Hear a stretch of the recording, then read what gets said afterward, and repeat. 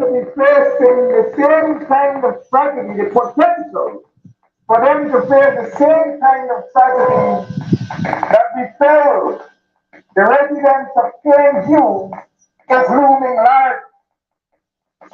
That they were, the community of Petersall was descended upon by, again, sent by the PCC, and the residents were given letters, and the demand was made for them to sign, telling them that their houses were valued at so much, and that they have a certain amount of time to move because their buildings are in the pathway of the bridge that is supposed to be built. There were no consultations with these residents. But there again, the high-handedness of the PDP, once they have to deal with black people in this country, is again being demonstrated. We have suffered long in this country, brothers and sisters. We have suffered too long.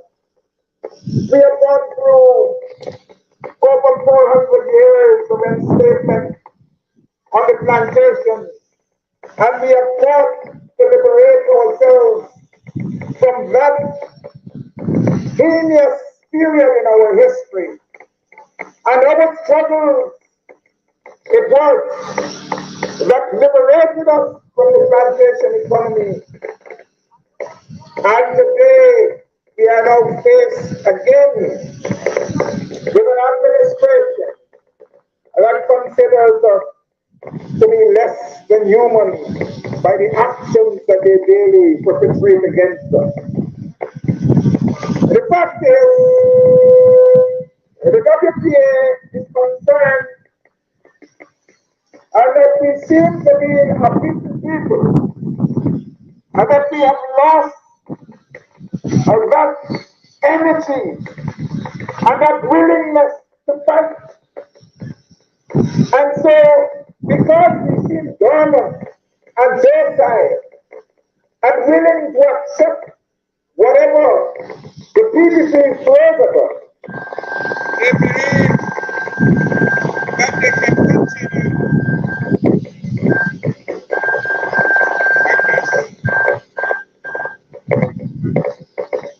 They clearly believe that they can continue to disregard the black people of this country and to continue to pour contempt and scorn upon us. And so, in these meetings, in our conversations, we have come to tell you that it has reached a point where we have to declare that enough is enough, that we will no longer tolerate the bullyism of the PPP, and that we have to again begin to understand that we as a people must liberate ourselves, otherwise we will continue to be beaten down. And the message is clear from us that we have to begin to resist. We are tinkering with our laws to bastardize any attempts that we make to defend ourselves. And so in this very community where they came and they murdered one of their own Quinlan battles, when you, the people, stood up and decided that action must be taken against the perpetrators of that heinous crime, against the murderers of their own, they have turned around now and they are accusing you, the people, who made them take action of being terrorists and arsonists, and are issuing arrests. for your brothers and sisters. All these things are part and parcel of designs that have been tried in other places. We know of the South African experience. We know of the experience in Rhodesia. Our people have gone through this kind of thing before. But in every instance, we have overcome. And there is no denying that in this instance, that we shall overcome. Our strategies have to be different. We have to structure our struggle in a way that we must hit back. And when we do hit back, they must not know what hit them until they are hit. And then they must not know who hit them, so they have to go looking. But they must be made to understand that we will not take it anymore. And so, while we wait upon the political leaders to take action, I know in our community we have young men and women, we have old soldiers who have knowledge and experience of tactics that can be used to bring this administration to its knees. And so what we are asking, all of my old soldier friends who will come to me and tell me that me are a military man, you know, me are one serious man, let me know this and they know that. Use that knowledge to educate our young people and give them the tools and equipment to prepare for battle. Because the fact is, we are in a situation of war. The PPP has launched a war against us. And so far, they are winning the war. The war is one-sided.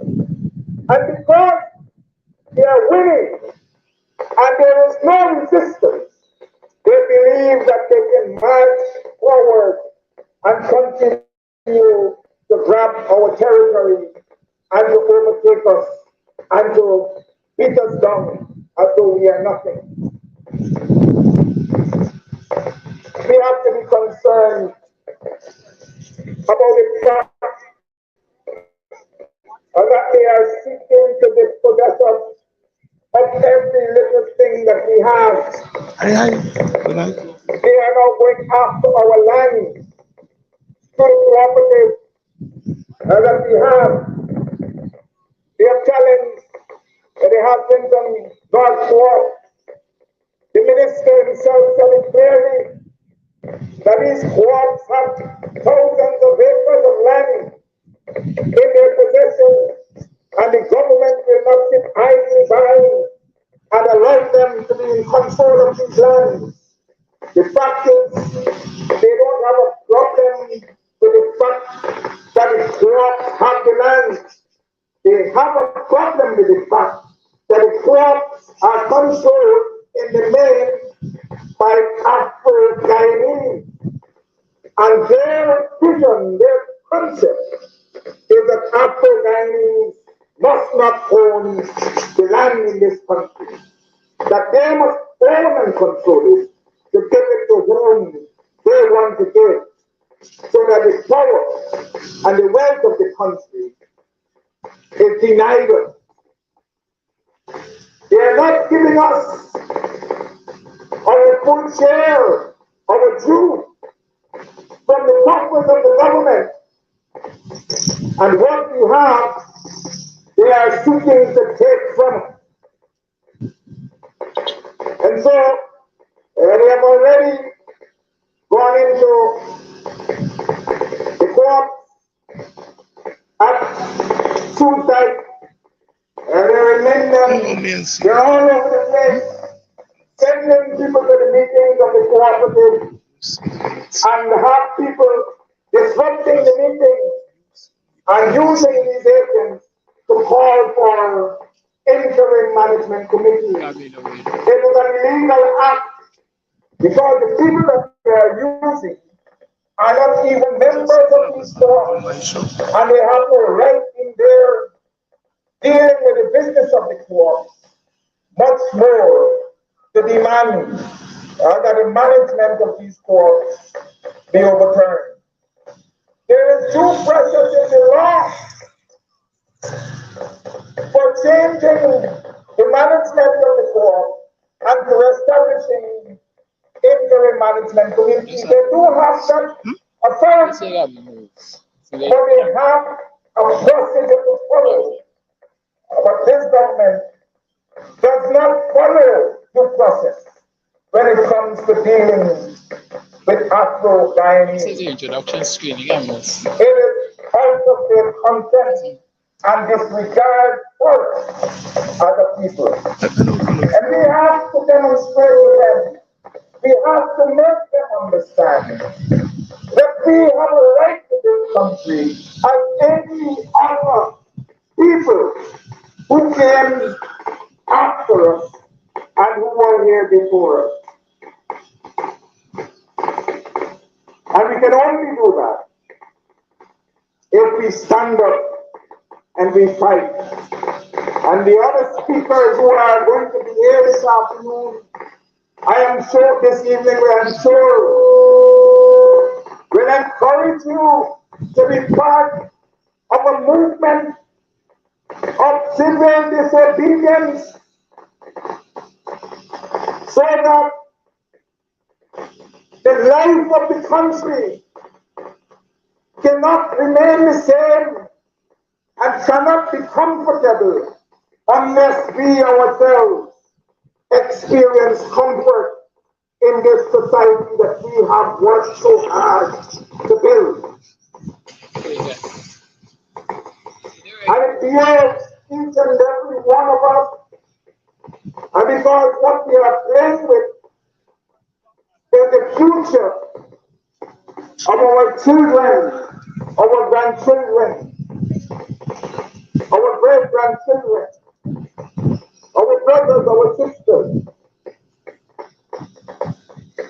And if the PPP continues on its march, and then we will be left to live in squalor, to continuously live in poverty, and to be denied forever what is our due. The resources of this country belong to every Guyanese. It is not for the PDP to pass out the portions and to give the preferences to one section of the society.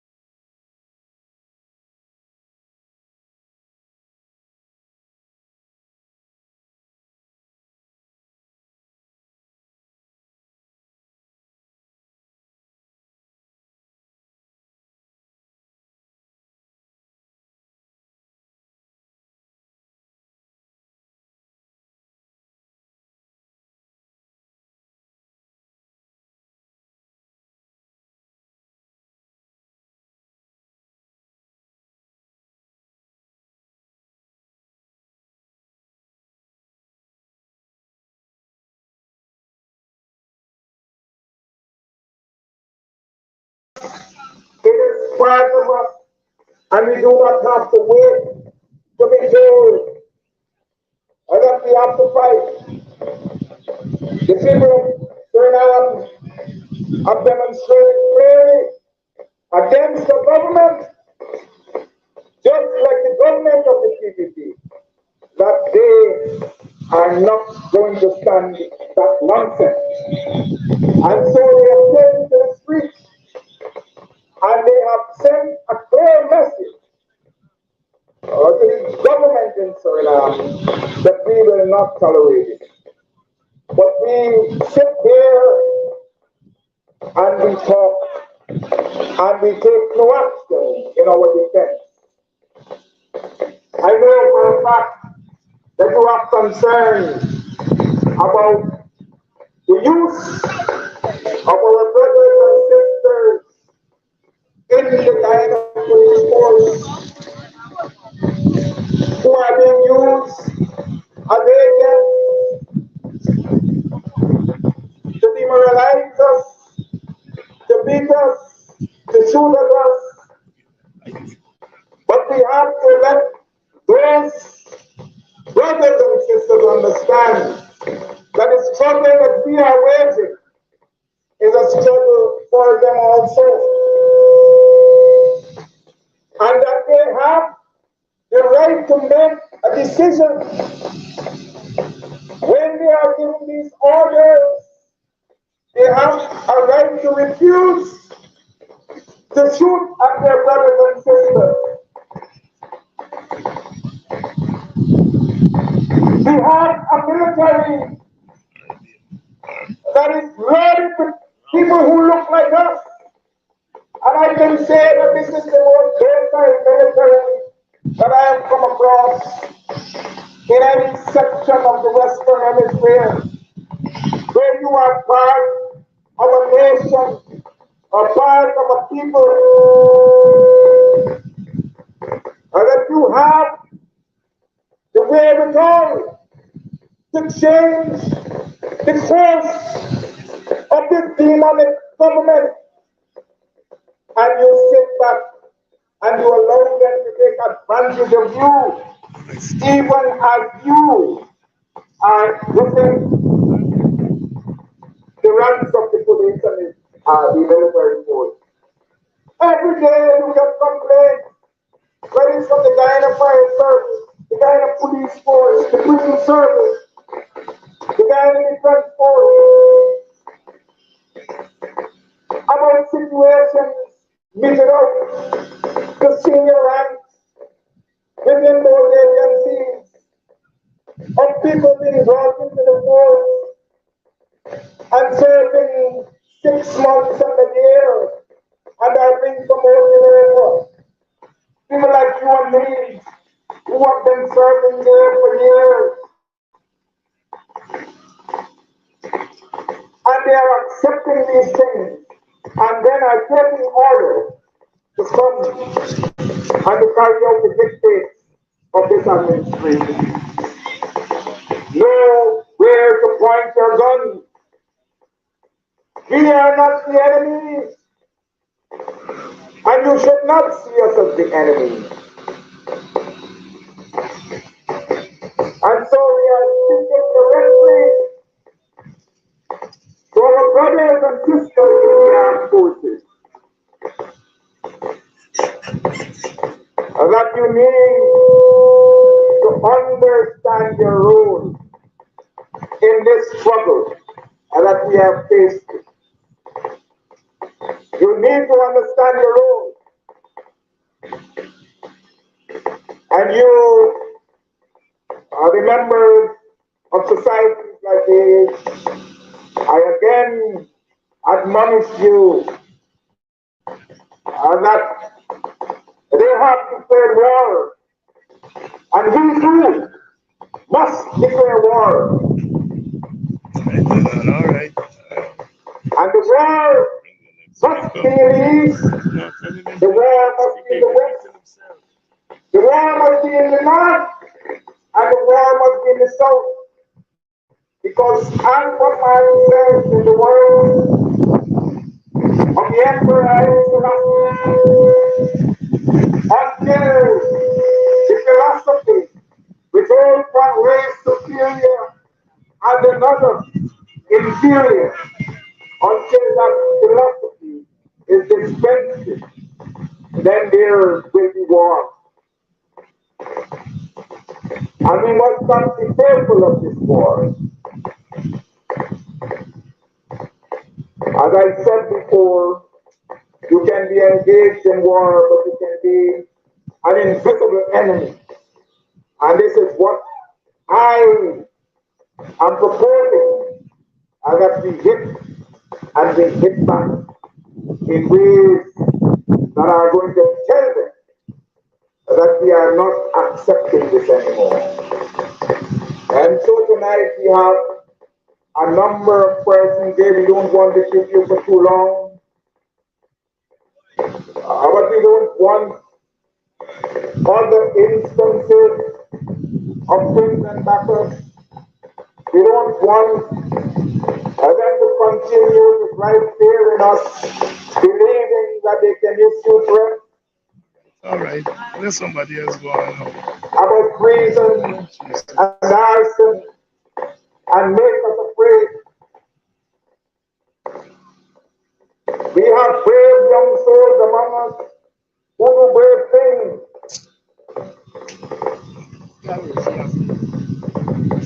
Turn that bravery against the PPP and deal with birds that will make them resist the words that they are taking against us as a people. So why declare? We are declaring war against the warriors. One of them with the extended margin and the back if you remove the back one away. We are not going to come here to tell you that you must accept this. The time for that is past. We have seen enough. We have experienced enough in this short time between 2020 after the election to 2023. Our experiences under this administration has not been like we have ever experienced before. And so they All right, at the enemy. All the next speaker. Take aim at those who are aiming at us and be straight and sharp when you take aim, so that when you hit, it must be a telling blow that will make them understand that enough is enough. All right. Oh yeah. Oh yeah. The struggle continues. The war has begun. We are taking a message of resistance to our people. And we are not going to let up until that message is understood and we begin to act on it. I have with us this evening to speak with you Brother David Amsterdam, well known media personality. You see him every morning on the Facebook Live, and so he's going to come to bring a message to you this evening from the Working People's Alliance. Brother David Amsterdam.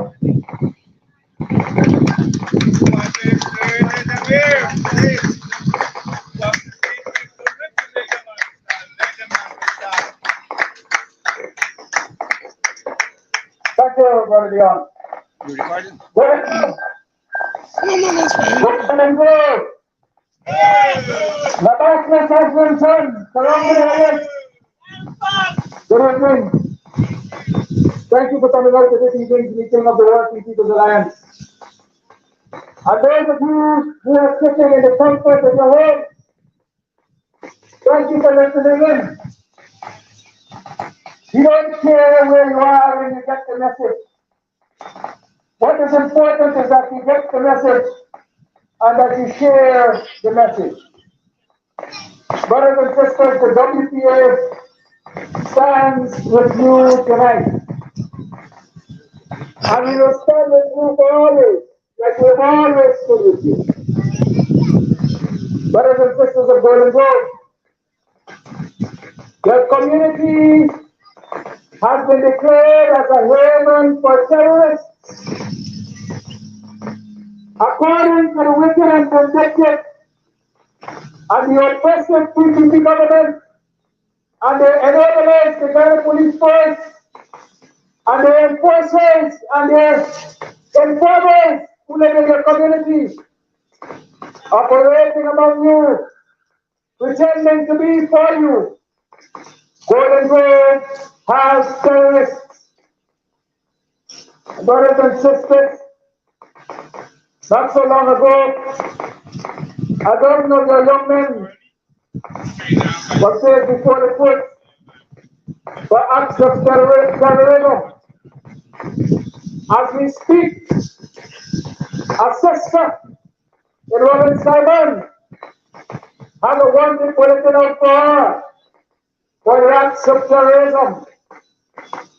As we speak, a brother from among you, Cummings, has a wanted bulletin out for terrorism and arson. I want to say to you, brothers and sisters, when you look around the world, and places have been declared as harboring terrorists, those places are no longer peaceful. Those places are not places where the police and government officials can go in freely and come out freely. Those are not places where terrorists can traverse freely. And so I ask myself, what kind of terrorists we have in Golden Grove?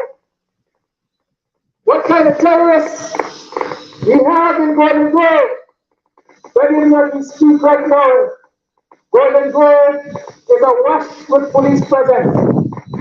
I can tell you, there are mountain plain clothes. Don't worry with a couple of vehicles that see moving up and down. They are in the midst of the people. The Guyana police force is present in unimaginable numbers in Golden Grove. The informers are present in unimaginable numbers. And so let me tell you, brothers and sisters, plan the resistance, but plan it quietly. Plan the resistance, but plan it quietly.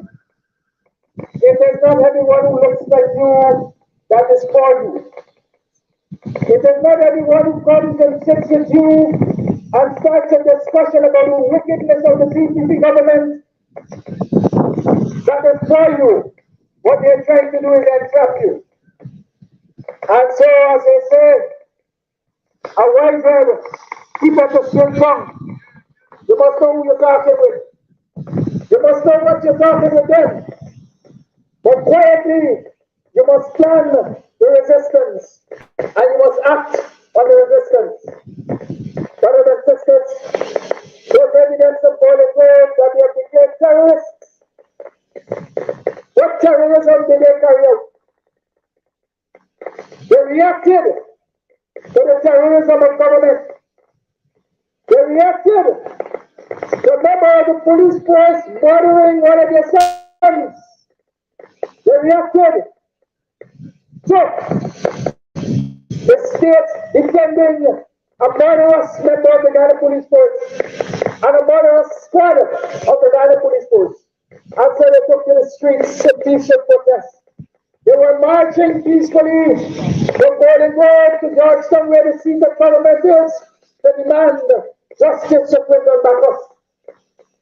The PPP and their enablers entrapped them and manipulated and create chaos. And then they blamed it on your sons and daughters and they labeled them terrorists. Brothers and sisters, let me say to you that the PPP and their enablers know what they are doing. When they label you terrorists, they are taking away your economic opportunities. Take Sister Robin, for example. He's a frequent flyer, if I can call it that, to the US, because she lived there and she has economic interest there.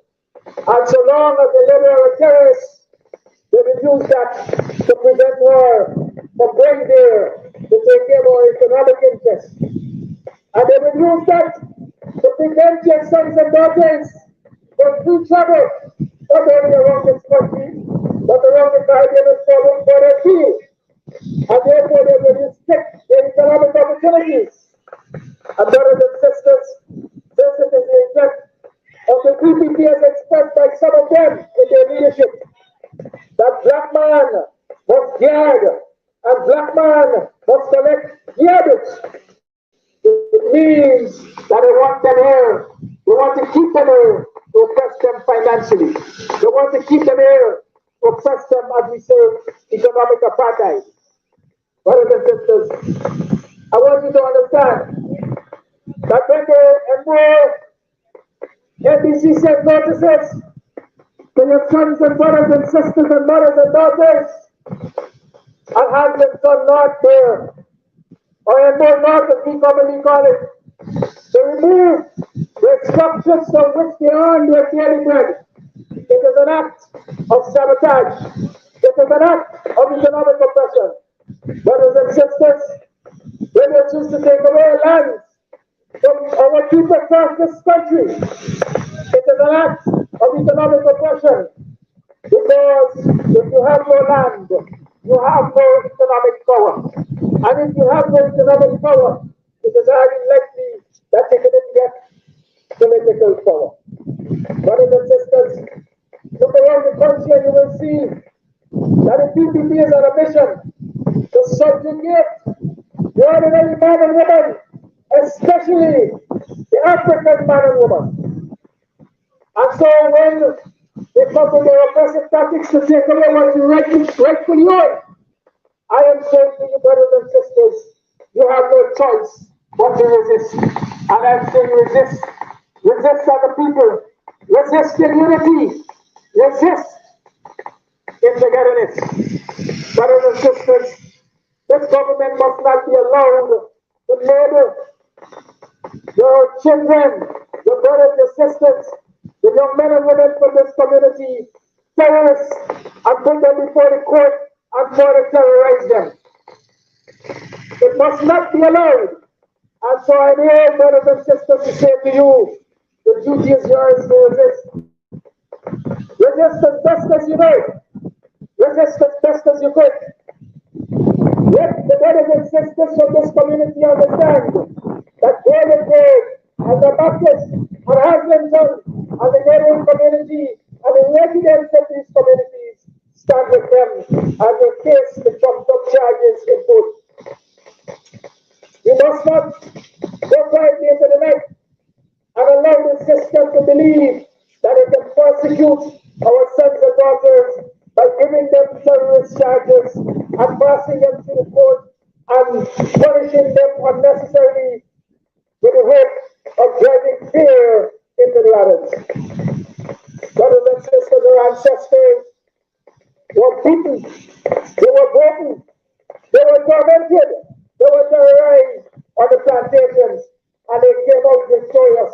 They came out triumphant. I am saying to you, dig deep and draw on that ancestral spirit and confront the wickedness of the PPP government. Confront the wickedness of their enemies. Confront the wickedness of those who dwell in this community and join with the PPP to oppress you, brothers and sisters. I don't intend to be long, but I have a recipe. And it is a recipe that I get from history. And that is when they declared the African National Congress, that is the party of Nelson Mandela and Winnie Mandela, a terrorist organization. The members did not go quietly into the night. They didn't run and duck and hide, but they regrouped and they strategized how to deal with the oppression of apartheid.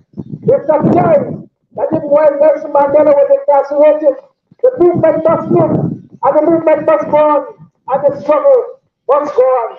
And they also strategized when they recognized that many of them were traitorous, when they recognized that many of them were taking dues to the oppressors, and many of them We're setting them up. Brothers and sisters, we came up with the use of something called an necklace. The necklace, brothers and sisters, and normally when we talk about necklace in this country, we talk about gold and diamond and silver precious jewelry. But in South Africa, when they chose to necklace you, they use a tire with some flammable substances inside. Brothers and sisters, the necklace works in South Africa.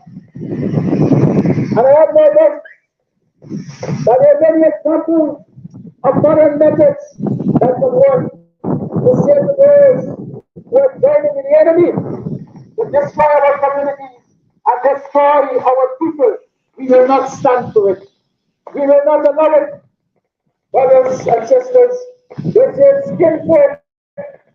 They're not necessarily kinfolk, and not because they look like us, they are for us. Not because they get among us, they feel what we feel. Not because they are among us, they feel oppressed as we are oppressed. Not because they are among us, brothers and sisters, they have our best interest at heart. And we must be able to recognize those who are not for the struggle, those who are undermining the struggle. And brothers and sisters, you must be calling in your own selves what you must do. I know, and many animal farmers will tell you that if they have a dog among them that is sucking eggs, they know what to do to that dog.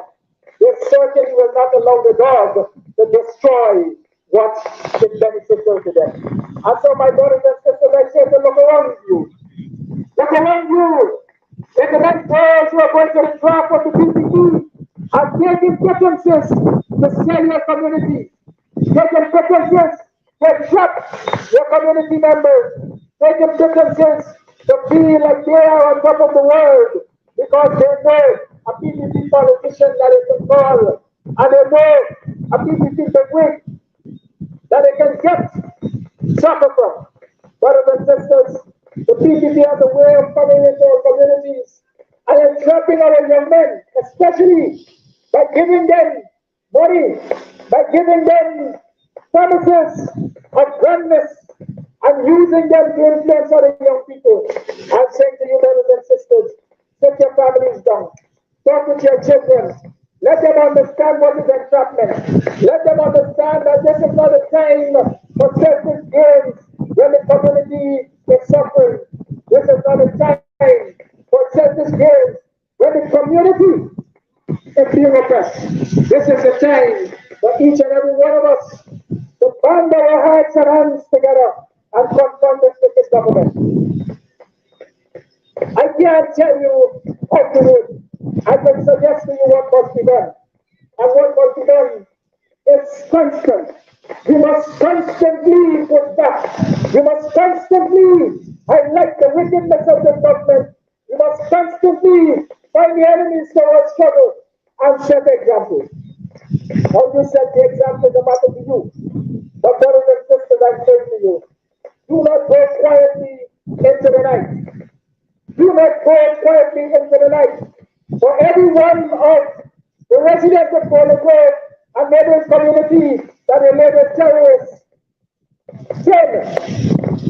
tens of thousands must arise and take that brother or sister's position and fight the fight against this wicked government. I'm saying to you, brothers and sisters, I am saying to you, brothers and sisters, that you occupy important territory. And let me explain how important this territory is. First and foremost, it was not the liberated territory. Secondly, there's an important thoroughfare which passes through Golden Grove. And in case you don't understand it, the East Coast Road which passes through Golden Grove is the only access to Georgetown. It's the only access to Jamaica. Or let me say, it's the only access east and the only access west. And for as long as they continue to oppress you, you must resist.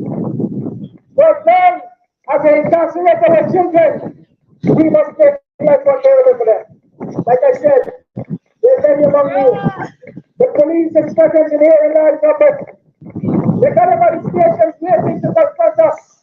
But I'm saying to you, brothers and sisters, like Leon said, you must be the unseen enemy. You must be the unseen enemy. There's a time for everything. And a time might come when you have to be seen. And when that time comes for you to be seen, ensure that the entire community is seen. As we like to say in its true colors. When our brothers and sisters cannot be free of these charges, nothing must be free to pass, Golden Grove. Nothing must be free to come, nor go. And brothers and sisters, you can take examples from the brothers and further of the course, East Police. You can take examples from the brothers and sisters at Buxton. You can take examples from the brothers and sisters all over. And all, when you look, you will see that it is easy, very easy, very easy to stop anything from going and anything from coming. It is very easy because you, where there comes zero, this is here comes zero, and you must know where they will run, and where they will walk, and where they will try to come through to get to you. And you must also ensure that those places are impassable. I want to say to you, brothers and sisters, that's my recipe for pushing back. That's my recipe for pushing back. And time has come when the QPP is definitely forcing the hands of the African man and woman in this country.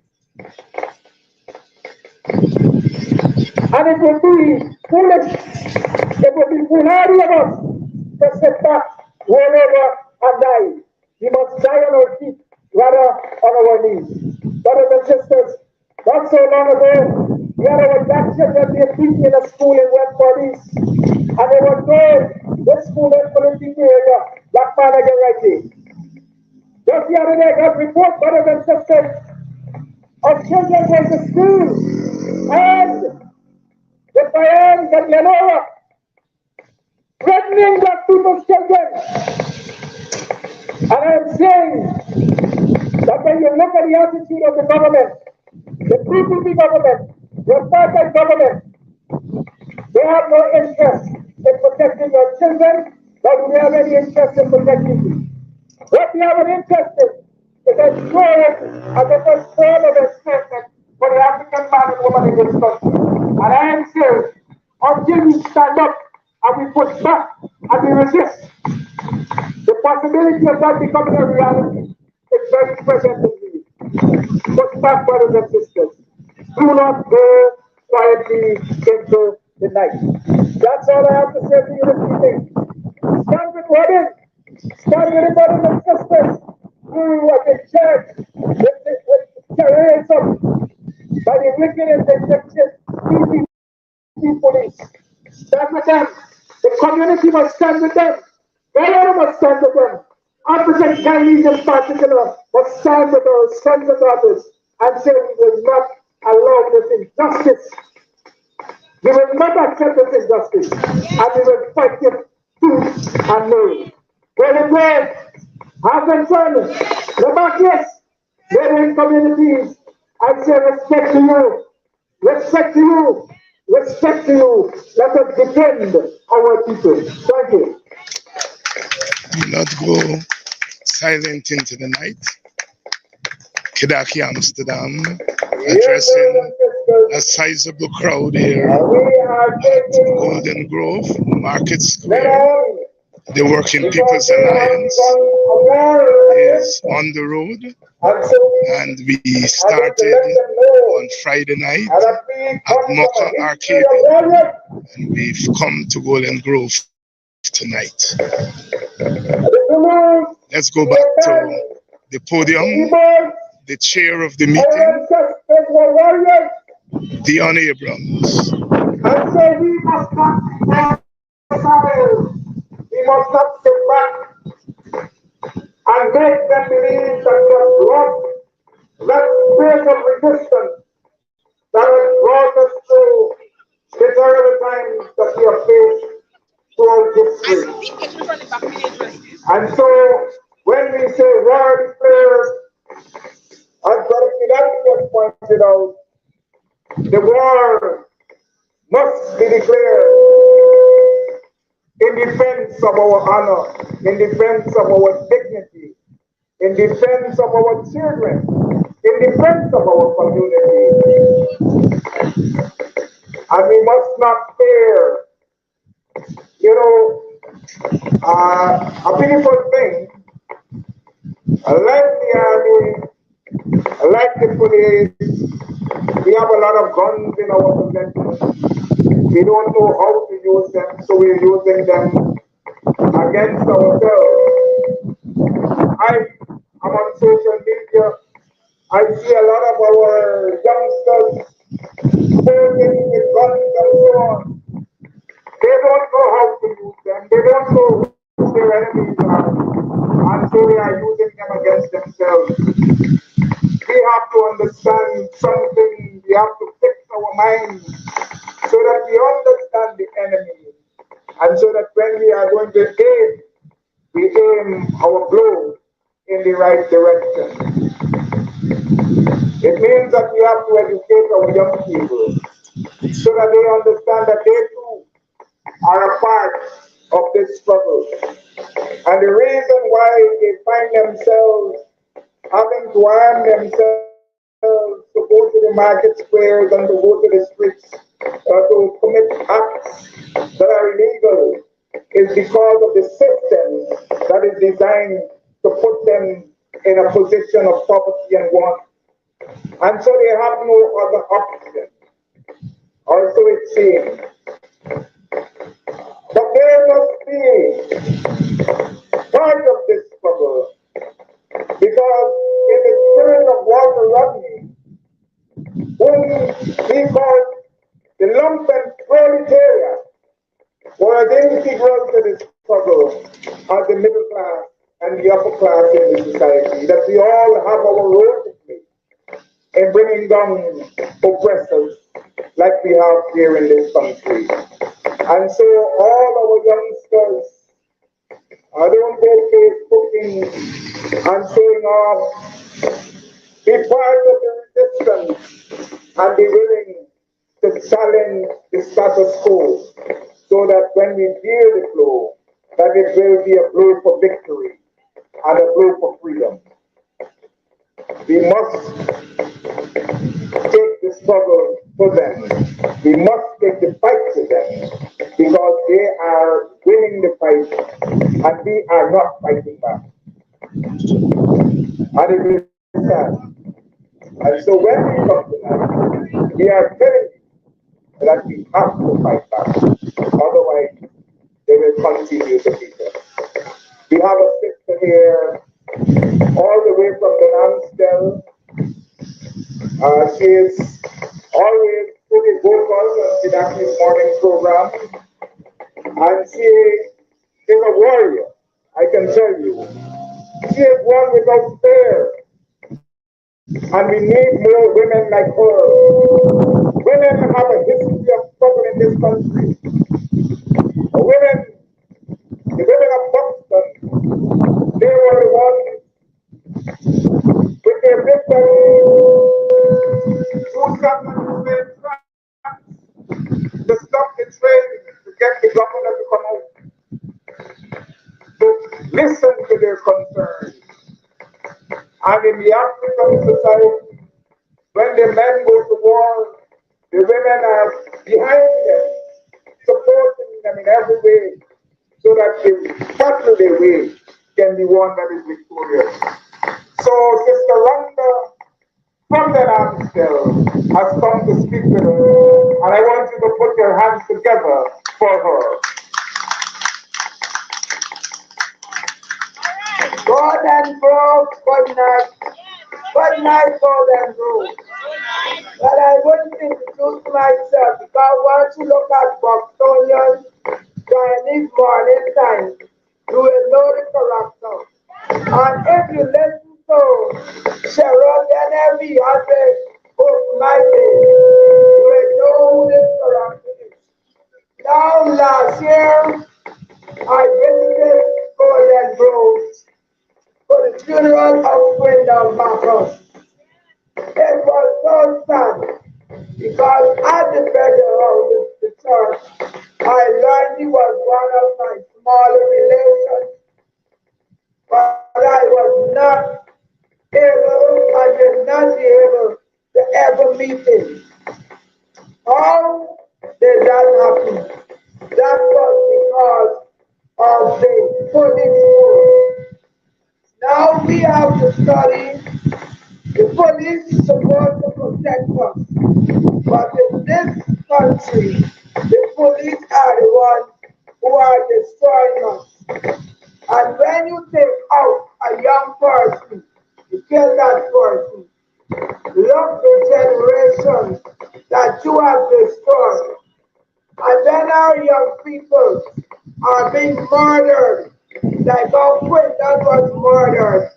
You are killing the nation. Because he would have been a father who would have had a lot of children. And you saw you get one child, you end up with many. And because of a bullet, many bullets, we lost freedom. And I want people in this area, you have got to be very cautious of the police. Now the install regime have people who are in the villages and house slaves. And what they do, they capitalize on the young people. And a young person like, so that's a friend, and a father is a friend. They don't know that the friend is the fight fighter who will lead them into the ocean and drown. Like what the people here doing. They collect black people and they destroy them. Look, the other day they had that doctor who pledged alliance with them. And look how they have destroyed that woman. And we as a people, we must be careful with who we associate with. Because it said bad company, Paul was not amongst the girls, he would not have been shot. So you young people, be careful in how you go about. Listen to your big people in the community. Because many adults could talk about 1964 and they could tell you of things before 1992. Since 1992, Guyana under the PPP government is in a downward spiral. And many young people only know the PPP government. They don't know anything else. So they take them for the God person. And today, I want you out here. You may not be many because the satellites are there and see the drone as yet. But they are looking to see. But Matty tell Sarah what you heard at this meeting. And try to hold your young people and let them know. But the lion comes around and offer the young men sporting equipment and the things. The white house, she gets the children, listen to your education. But you listen to her speak. Now before she offer listen to you, so the president is going to offer the people who know more than her. Because I'm quite certain many of you have taught this in the yard and you could spell it. So you wouldn't call it by any wrong name. He lived in a yard where he come from on the west coast, mining turkey. But he didn't know that was spelling of turkey. Because he didn't know that. He was not upset turkey. So you people in this environment, be careful how you go about. Let your young people always remember Quindam Bacchus. And if there were friends to Quindam Bacchus, and the 13 odd young people who the installed regime is now calling terrorists and looking to destroy them, they ought to not make a thing too man and women is in it. Now look what they did in Barbie. They are not deemed as terrorists. Look when they broke up the Northern Peninsula. They are not deemed as terrorists. Look when they rushed in at MFK. They are not deemed as terrorists. And no matter what, you must remember, when you see your brothers facing court on trumped up charges, be careful of the company you keep. Because when you don't know when you're going to bring it at your door. So, for those people, be careful how you go about and who you have as friends and who you make your leaders. Amen. I was told to be sure.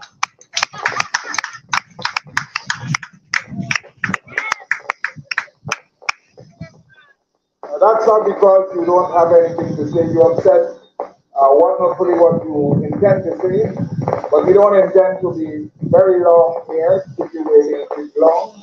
And so that is why we are asking our speakers to be short.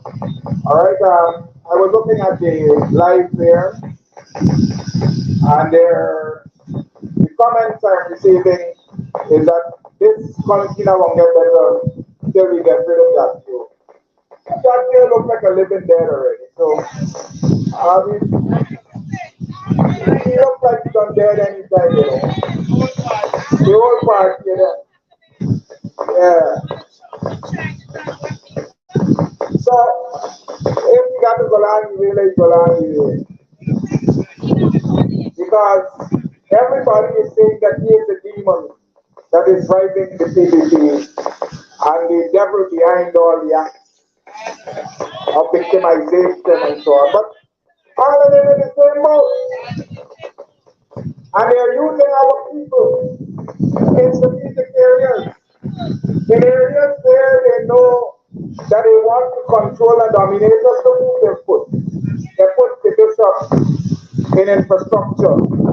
So that when the roads in Golden Grove they do, you can't say, look, there's an Indian man in come and fix the road. They're going to tell you, look, is who in charge. There's a man that looks just like you, but they are giving him the instructions about which roads to fix and which not to fix. For the co-op, for the lands that they want to see, look who they put for Laurie Joe. They have studied what they want to achieve. And so they are using Laurie Joe. He's bold enough to stand up in Parliament and to announce that drug people get a hold of the co-op across the country, hold on to state land, and we are not going to allow them to continue to be in possession of these lands, and we don't care what the hell anybody else care about it. This is a man like you and me. And these are the people that we are saying that we have to deal with, while we deal with the others who are giving them the instruction. Look at the police force. They put a man who has, it is alleged, has the blood of the Linden trio on his hands, who gave the orders to shoot and to kill, and who has no care for people who look like him. These are the people that we have to deal with in our society. These are the ones who are our greatest enemies because they are amongst us. And so, as we go about our business, we must fashion ways of dealing with those elements while we fashion strategies to deal with the ones who are giving them the orders that they are carrying out. So the angels, the Joes, the Wiccans, and all of those who continue to be servants of a regime that continues to beat us down. We must not make them feel comfortable when they come into our community, because they still believe that they can come among us and walk free and behave as though everything is hunky-dory, that we still love them for the wickedness that they're perpetrating against us.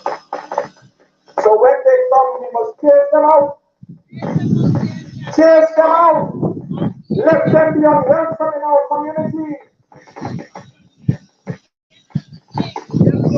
Because they are the agents of our destruction. And we must not allow them to feel comfortable among us. I have a little man who has been long in this struggle. And you know him well from the Walter Rodney grounding. He would have come to communities like these during the civil disturbances. During the 2002-2005 civil rebellion, he was pretty vocal in terms of defending the resistance fighters who were battling against, again, a phantom group that was created to victimize and to kill us, like they did with the group that they created to kill Finland backers. It is only because we began speaking out about that group that they seem to have gone down. But their intent was to establish another phantom group within the police force, led by agents who were out to assassinate and to target our young ex-military officers within our communities, because in spite of what they're doing, they fear us, and we must make them realize and make that clear real by demonstrating that we are not going to take any more of this country. Brother Takuma Hogan said, they're going to come to speak with you now.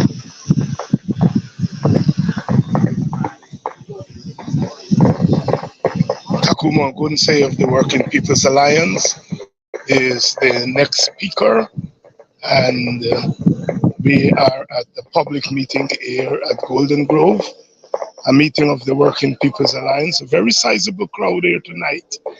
And Brother Takuma Gunsei. Sisters and brothers of Golden Grove and the surrounding area, I come here tonight on behalf of the Working People's Alliance to continue a discourse we started with you when I spoke on the joint opposition parties rally, which was held here in your community, and which was part of the protest against the killing of Clinton Marcos. We in the Working People's Alliance have been studying the situation in the country very carefully. And tonight, we want to be frank with you on many important matters which we believe is important to the future of this country, and in particularly the African community. My first order of things is to, on the behalf of the Working People's Alliance, the WPA, to extend solidarity with your residents who are being faced with some terrorism charges. And we want to say to the government that if they continue and proceed with those charges, then we're going to give them thousands upon thousands of terrorists. That will be our answer to that bullyism. We, the Working People's Alliance, is very clear on these matters. And as an African, I have been disciplined in the philosophical teachings of my ancestors. We give the world religion. We give them the Christianity, which they twist up at the Nicene Conference of Bishops, and they give us to us as a religion of domination and enslavement. And they twist the biblical word to suit themselves, and they tell you thou shalt not kill. But as an African, my philosophical teachings and the teachings that we brought first and foremost to the world is thou shalt kill when necessary, or thou shalt be killed. If a man come into your house with a gun, threatening to kill you and your family, and you have a gun under your pillow, would you allow him to shoot you first, or you would shoot him first? The natural laws of justice is self-preservation, and we as an African community and an African people have to understand it. We must let it be known to all our people, young and old. We will not fire the first shot. We will not create the first act of barbarism in the country. But we want them to know. We want them to know that if they continue the way they are continuing, we will respond, and we will respond appropriately. Right. The second matter I want to get up in there before I get to the main discourse is that the Working People's Alliance tonight come here in solidarity with the PNC, whose office they let them was destroyed by the PPP. And we are heartened to see that the PNC executive has met and instruct the PNC members in let them to reoccupy the building. And we in the Working People's Alliance want to give them a major applaud. And I want you to clap for them, because that is the attitude we need from them. When you listen to what the PPP is saying on this matter, they're saying that the PNC is bullying them.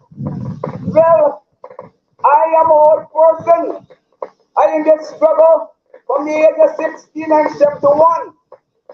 I never left Guyana for any long time. And I struggled from 16 to 71 on a daily basis in this country. And I think in the process of that struggle, I think I understand Guyanese people, I understand the political forces, and I understand our political engagement. And I am saying that the PNC is not bullying the PPP. The PNC politics is at the weakest in the history of the PNC. Never before in the political engagement has the PNC demonstrated such weak political reflexes, but they're still being accused by the PPP of bullying. It is time the PNC executive mend their fences, unite the party, and start bullying the PPP in a real way. That must be the answer to the breaking down of the system. Let them start to bully them in a real way. So sisters and brothers, having got those two important issues out of the way, we in the Working People's Alliance have come to the position that Guyana is at the crossroads. And we are particularly concerned with the plight of the African community.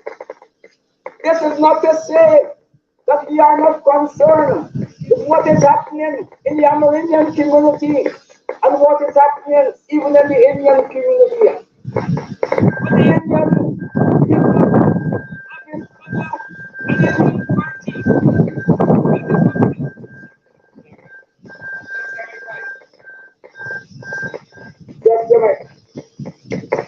the Indian people have an Indian party that is looking after the interests. It is the Africans, the Amerindians, who are politically powerless. And I want to be careful not to take the liberty to say that I, a coastlander, have the right to speak for the indigenous people, particularly since they have formed their own party and they have engaged in the politics.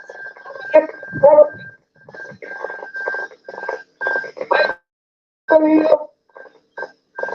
speaking as an African person, I have the right and the duty to influence African politics. And we in the WPA is very concerned with the plight of the African people. We constitute almost half of the population. We experienced over 200 years of slavery, in which we build every important infrastructure in this country before any indenture servants arrive. We harmonize this coast. We make it livable. We build all of the estates that the Indian indenture and work on. The roads that they walk on when they come off the ship. The canals that irrigate the city and the farms were built by Africans. We got a sense from the colonial state. Over 200 years we were deprived of generational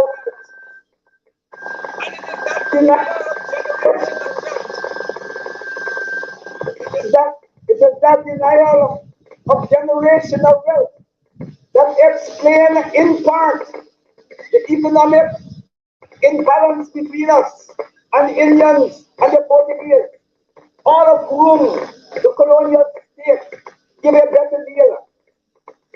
And last night I was listening to a program with a well-known and respected Indian political leader, Mr. Dr.David. And he was making a lot of weather that Africans feel that they have some entitlement. Maybe what he really is saying that Africans be here in Guyana, like if they must get some special attention. We in the working people alliance want to play to Mr. Raphael and to the PPP. The Africans indeed have the right to entitlement. You cannot deprive us of 250 years of generational wealth in slavery.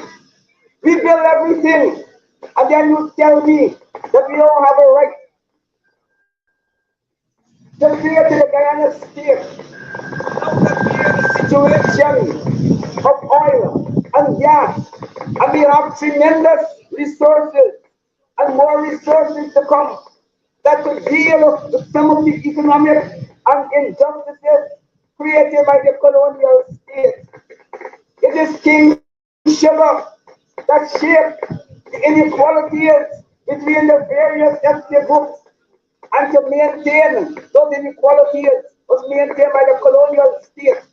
And every other state or government after never paid sufficient attention to diverse resources of the state and the country to address the economic plight and injustices of the Africans. And we in the Working People's Alliance say that oil and gas have transformed the political, economic, and social landscape in the country. The present political engagement is not the engagement of the 60s, is not the engagement of the 70s, the 80s, or the 90s. This is a distortion. As I speak to you, right now, our local have more money both at home and stuck abroad than any rulers in this country from slavery, including all the colonial powers who rule the country, was never in the possession of the kind of wealth that we have right now. And amidst this great wealth is massive poverty, which is a special discourse. The point I'm trying to make to you is that oil and gas has created new political paradigms, and we have to understand it. And we in the WPA is concerned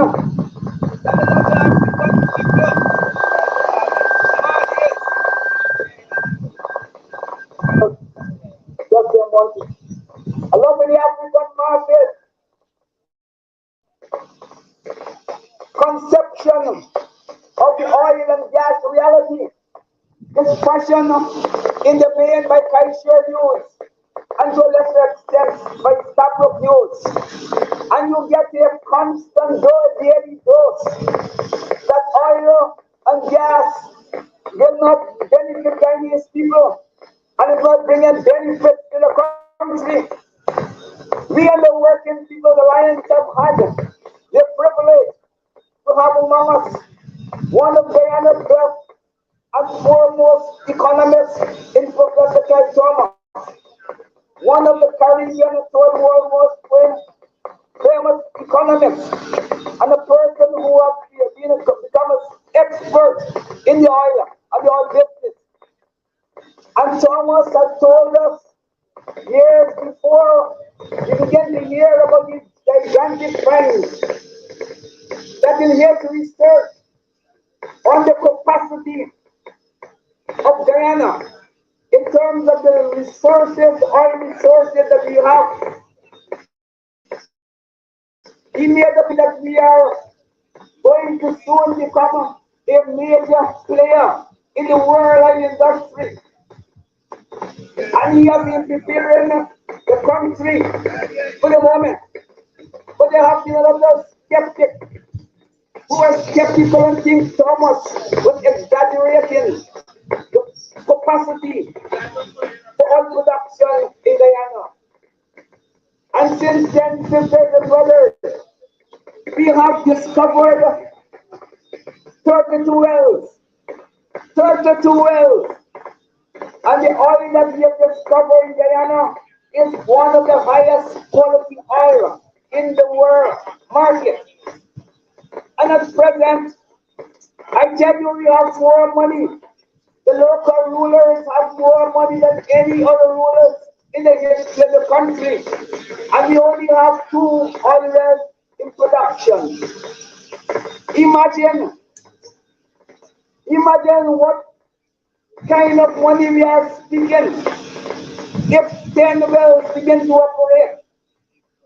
And all the experts in the business of oil and gas, all the important international journals,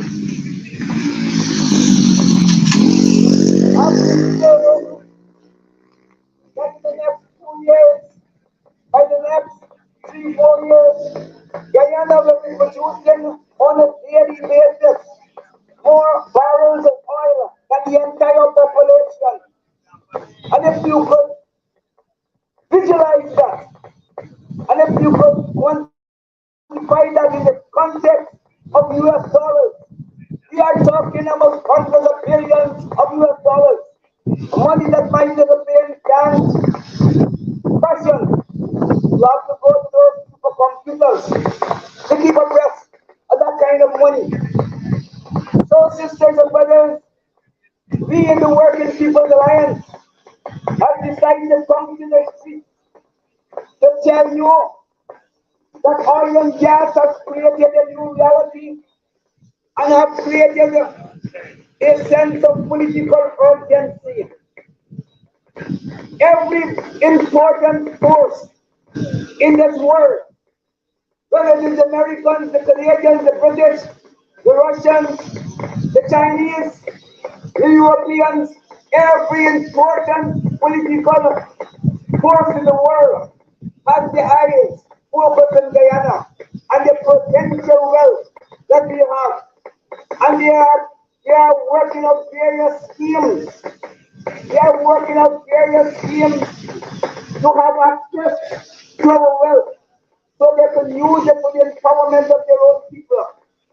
And we in the Working People's Alliance is saying it will be a political crime if we, the Guyanese people, and more in particularly the African people, allow the PPP to take control of this important and strategic resource and use it instead of using the oil wealth to unite the country, instead of using the oil wealth to end the disparities between African and Indians, Amerindians and Indians and Africans. There is no discussion from the rulers about using our wealth to narrow the economic gap between the ethnic groups. And in our study of the economy, Africans and Amerindians together own nothing more than 10% of the economy. The Indians, the Portuguese, and the others own 90%. And therefore, if Africans who have built this country in an economic state where we own less than 10% of the wealth and the production in the country, how can we compete? The playing field is not level. If this person comes to Guyana from any part of the world, China, Europe, North America, and they want to promote the development of some business enterprise, where are the African business houses? They have to turn to the Indians, the Portuguese. There is no African business houses of anywhere reputableness. It therefore means that in economic terms, we and the Amerindians are being set to become perpetual third and second class citizens in our beloved country. And the children of Coffee and Accra. The children of Coffee and Accra deserve better. But we will only get better sisters and brothers when we lift our political consciousness and we recognize what is at stake in Guyana. The PPP behavior is not simply because they want to be rulers. Political power is what translates into economic power. And in the context of plenty and oil, they have become a vicious and vindictive and oppressive set of rulers. And we in the WPA is saying that the time is right for African people to say to the entire world, we don't believe in political conspiracy. Politics in the main is public business. When we fought together as a nation to throw white colonialism, and Burnham and Chapman and Vigar and so went to London to negotiate independence. When African Indians and Amerindians in the colonial and the colonial struggle resolved that we want to live in Guyana and to build a country. We committed to build a country of equality. We committed to build a country where African interests will be respected, where African development will be allowed, where Indian interests will be respected, where Indian development will be allowed, where Amerindian interests will be respected, where Amerindian development will be allowed. But today, sisters and brothers, Guyana has become, under the PPP, a hostile country to African interests. And we must call a spade. Never before in our history, in the modern period of our history, have the African community been so down.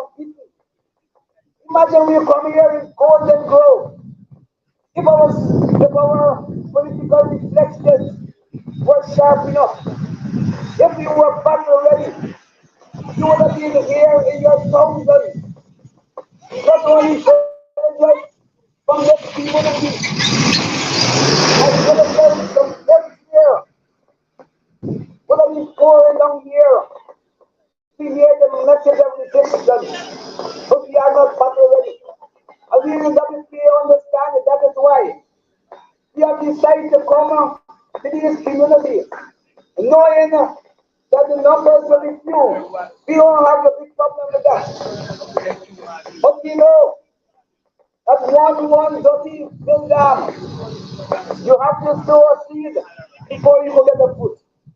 And we come to tell you that we have committed the WPA. We have decided to put the WPA on the line in the interest of this country and in the interest of the African community. And we come to tell you that we are here and will continue through the length and breadth of this country, particularly in the African community, to find the flames of resistance. Nothing short resistance would be enough to ensure that we pass on to the younger generation what they deserve in this period of plenty.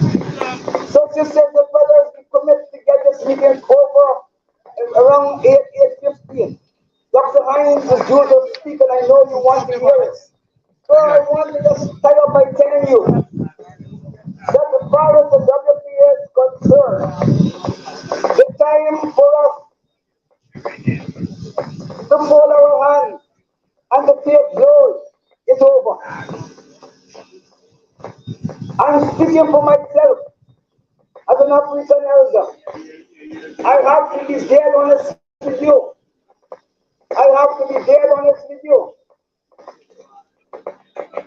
I have never, in my long political history from the age of 16, now I'm 71, fighting with African people among African people.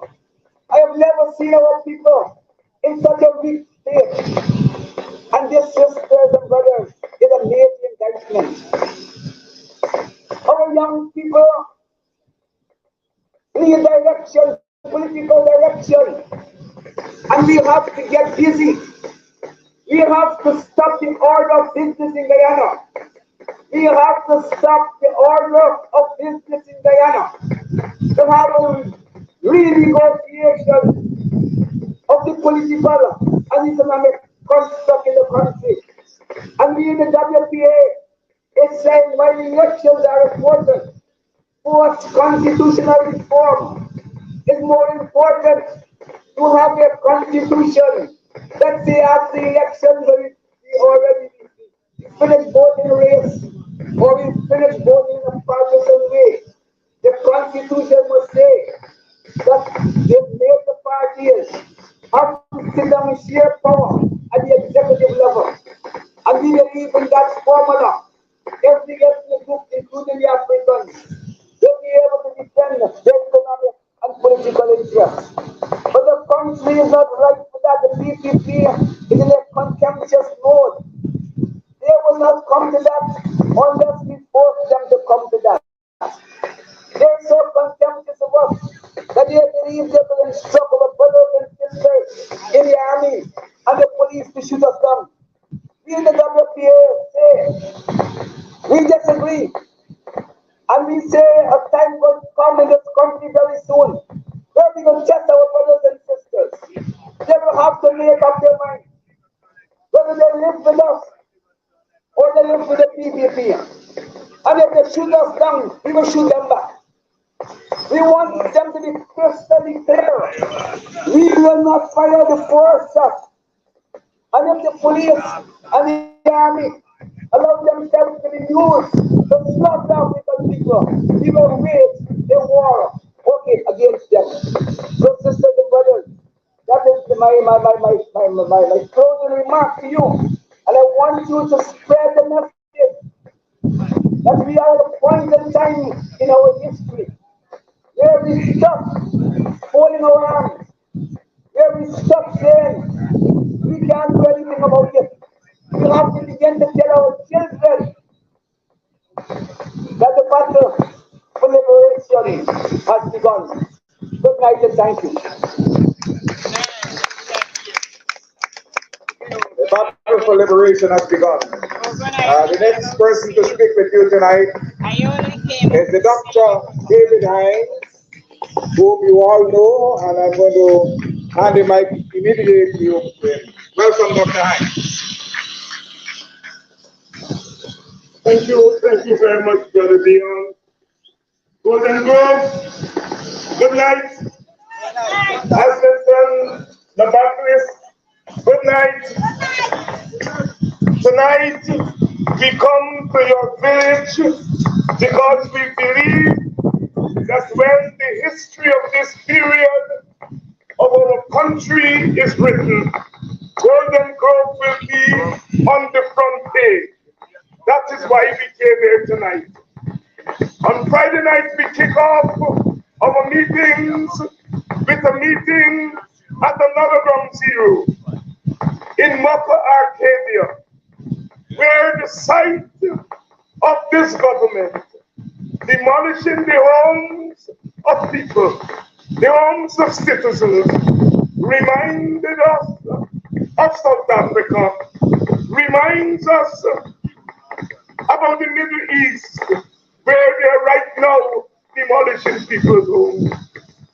We come here tonight to say to you that you are not alone. We come here tonight to say the PNC is not the only opposition party. You are other warriors in this struggle. We come here tonight to say to you that we are going to work with all the opposition forces to bring an end to this disgrace that is facing our country. So, sisters and brothers, let's talk some real talk tonight. My brothers and sisters have already said to you, we are very clear in our minds that human beings have no right to be beaten the way the PPP government is attempting and in some instances beating our people.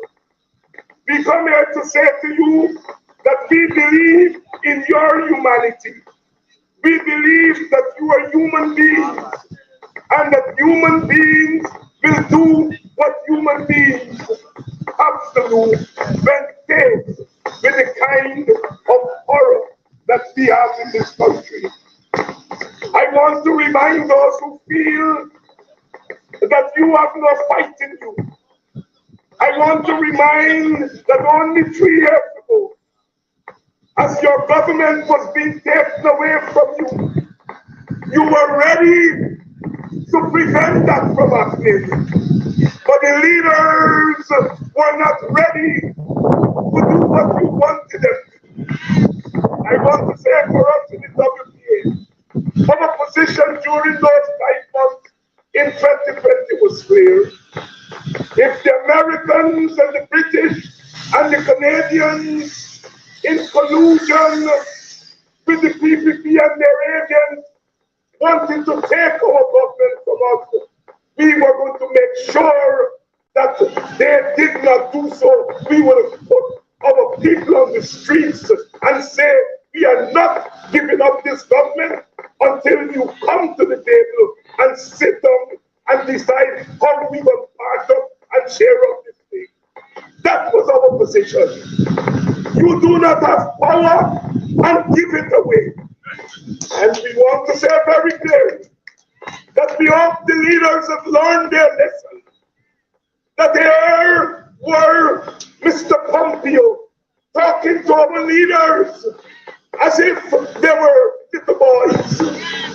I want to say here tonight that we did not fight for our independence, for somebody to come from outside and decided there are 2 people or 2 groups, who are fighting for power, and you decide to sanction one and give the power to the other. We are saying it was a big mistake, because let us be very clear in our minds about what happened. We learned that the PPP was saying that they saw Mr. Mingo and the PNC attempting to rig the election, attempting to rig the election. And so therefore, that is what began the impact. Later on, we were to learn what? We were to learn that a voters list with 200,000 more people, that the PPP long before election day rigged that voters list. That all you needed was one seat to win the election. And so with 200,000 extra names, all you have to do is extract 5,000 and that gives you a seat. And what the PPP did was to get the identification cards of people in that 200,000 who were not in the country, and they gave it to their supporters. 4,000 and odd, that's one seat. And we in the opposition did not say so. It is the police who said these 4,000 people were not in the country. And the PPP won the election by one seat. So they were able to steal 4,000 votes from the 200 extra. Understand what happened. On the East Coast, in the Monrepo area, 47 boxes had no statutory documents. What it meant was somebody interfered with those boxes. And those 47 boxes amounted to between 2 and 3 seats. Understand who rigged the election. And so when they tell us Mr. Mingo was attempting to rig an election, tell them, ask them how Mr. Mingo can attempt to rig an election that was already rigged. We want to be very clear. This government is not legitimate. The Americans who gave them the government later on changed their minds. The State Department under Joe Biden said the Guyana election was a disputed election. The elections were disputed. And they were installed. And so therefore, the PPP did not win the election. The same people who put them in changed their mind later and say it was a disputed election. Sisters and brothers, we want to start there and to give the WPA position. Those who wanted regime change tried to get us to join them to say the PNC was rigging an election, and so therefore we must put sanctions on the PNC. And the WPA said no, because we have got word that they were tampering with boxes.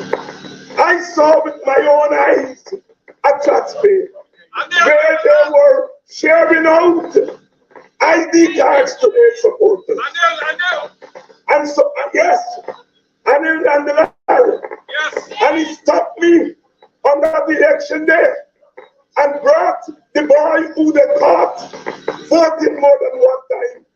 He bring the boy to me and he told the boy, Dr. Hines is a reasonable man, that you really didn't mean to vote more than one time and that the parties can separate this thing, and asked me to talk to Anali and Bassett Williams so they can settle the thing behind the scene. There was no denial that they were rigging the election. And so the WPA wants to make clear our official position is that the elections were disputed because the recount showed that the PPP rigged the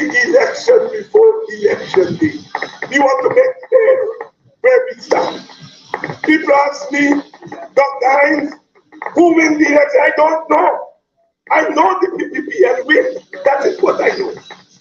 Who win? I don't know. Because you don't know in the 47 boxes what get taken out and what gets put in. And so therefore, our position is very clear. Sisters and brothers, my comrades have pointed out to you several things. We want to say that from 2020 to now,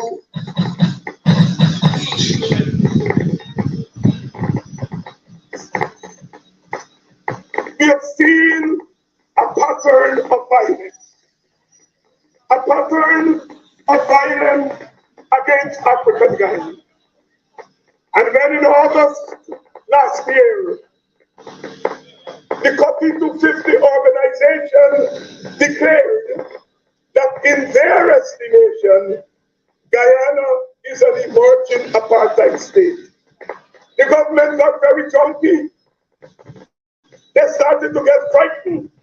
They threatened to jail Copy 250 members for saying that Guyana is an apartheid state.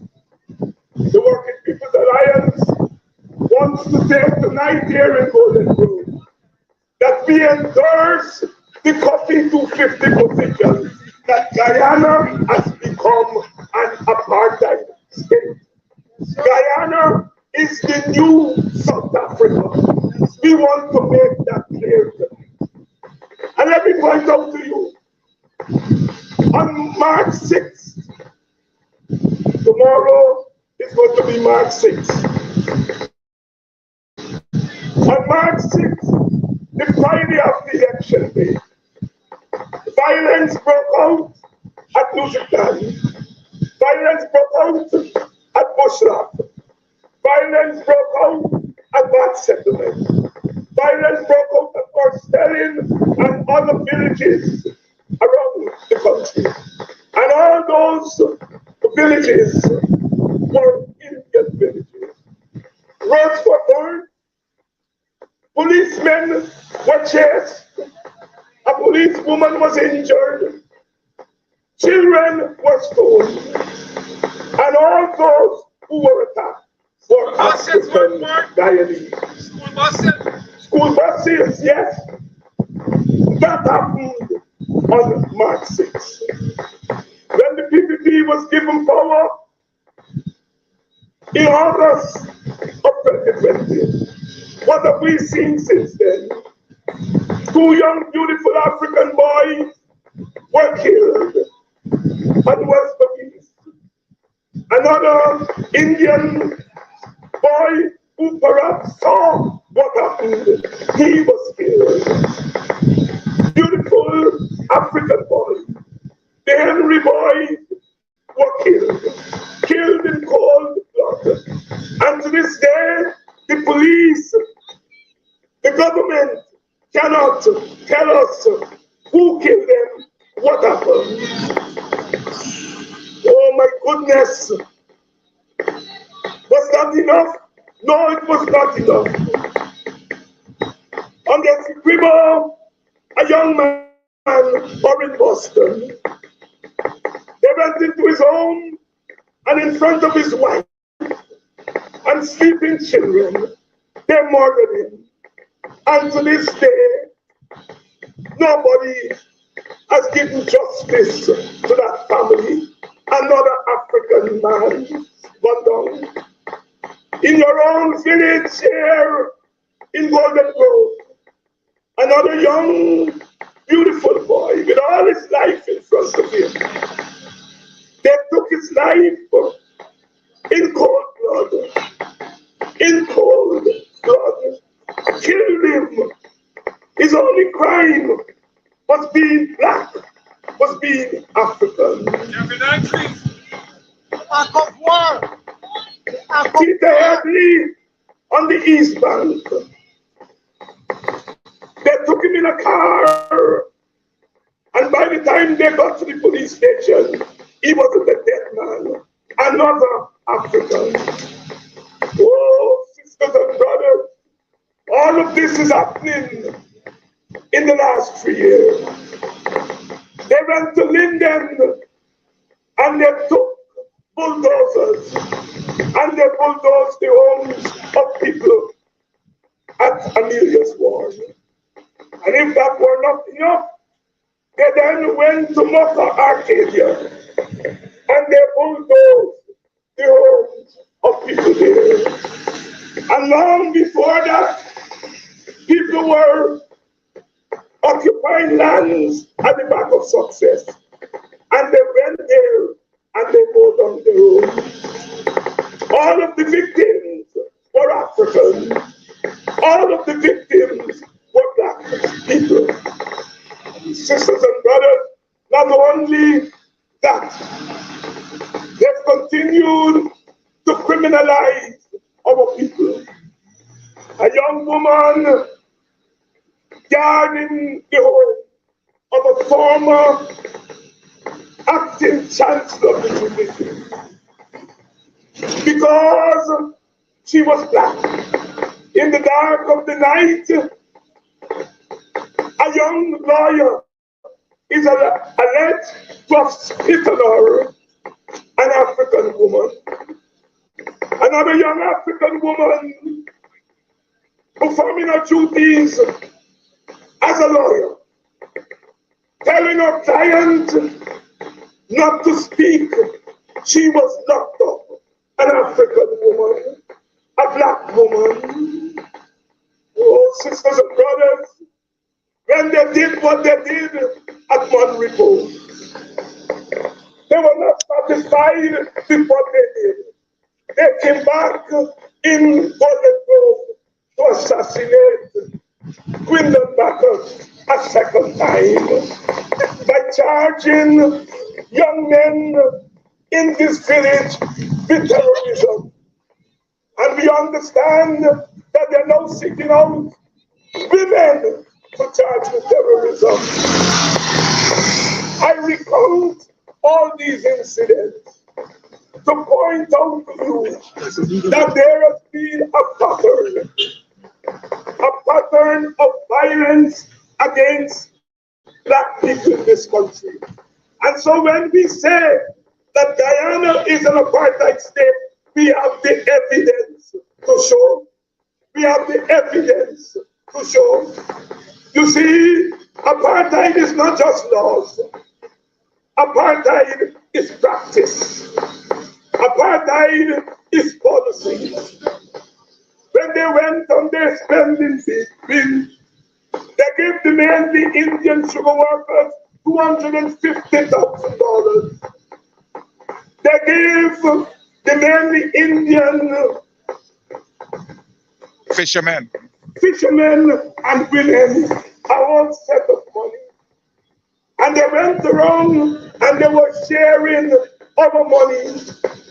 And when they came to the public servants, they give them a mere 8%. African people given from. And that is why when I hear some of my comrades, they say, well, black people punishing, but Indian people punishing too. I have no doubt that Indian people are undergoing economic stress. But I want to make it clear, Indian women don't have to worry that their sons will be shot down by the police like they did with the battle. Indian people don't have to worry about their daughters being spit upon, being spat upon. Indian people don't have to worry that the little they will get is 8% of little. They get a bit more of the crumb. And so the insecurity that African people must live with in this country, our Indian brothers and sisters are not living with those insecurities. And so WPA says we have no hesitation and we have no apologies to make to anyone for standing with the African people in this country because they're the ones who are under assault. When Indian people are under assault, we will stand to them as we have done before. They are not under assault. They don't have to run and hide when the police come around. They don't have to worry that the police will kneel on the back of their daughter while she defends her home. And so this loose talk that Indians and others are in the same boat like us, they are in a boat, but not the same boat like us. We want to make that plain. WPA says tonight, elections are coming. They must come. We believe in elections. And we understand why people are preoccupied with elections. We are also preoccupied with elections. But we want to make it clear that we would not, and we do not advise Guyana to go to another election with that focus list. We're very clear about that. We want elections. But if there is no clean voters list, we're not going to an election. So get the story straight. We want election and we want a clean voters list. What does that mean? The PPP is not going to give us a clean voters list because they see how they can win with a dirty voters list. And so if we are going to get a clean voters list, we have got to fight for that clean voters list. And this PPP has made it clear that they are not going to meet us in church. They're not going to meet us at Sunday school. They have declared very clearly that they have a date with confrontation. And we are saying that as a people, as human beings, we have gone through the inhumanity of slavery. We have beaten slavery, and we ought not to go through another round of slavery.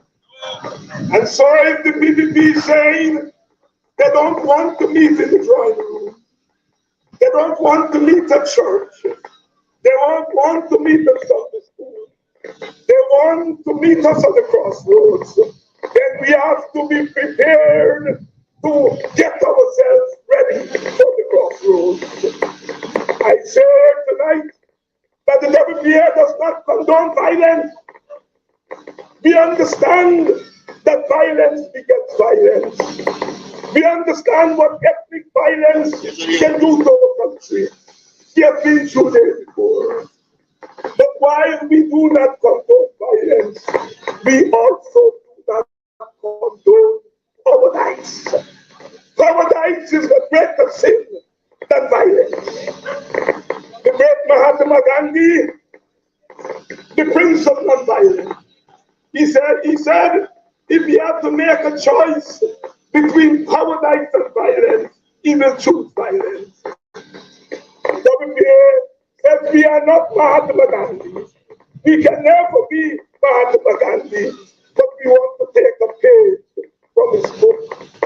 If we have to make a choice between responding to the violence of the state or being cowards, we will tell you, let us respond to the violence of the state.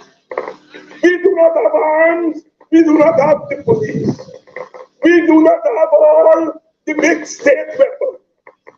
What we have are our humanity, our soul, and our will to fight. When we come to the street corners, we come here tonight not to tell you about the pie in the sky.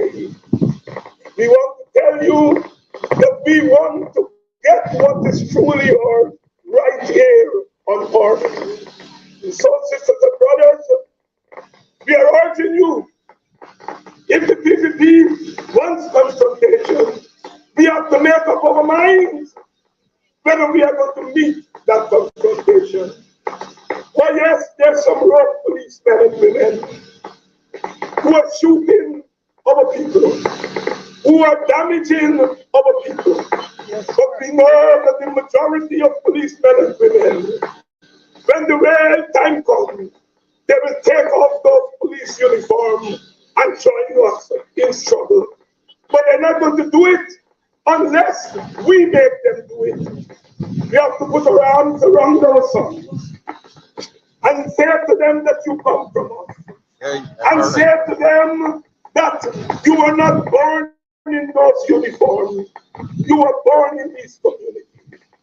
The hands of black women, whether at home or in the hospital, brought you forth into this world. And you cannot, in all conscience, keep shooting at your brothers and your mothers and your sisters and your wives.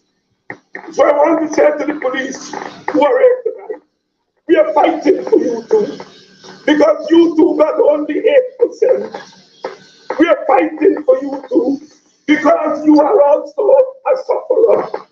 And we want to say, we know that you don't have a union to fight for you, and we are your union, and we will fight for you. But if we are fighting for you, you have to understand that when the real time comes, you have got to fight for us and with us. So that is our policy as far as the police are concerned. We know that the majority of those young men and women in the police force are good young men. But if you go and bathe in dirty water, your skin must mess up.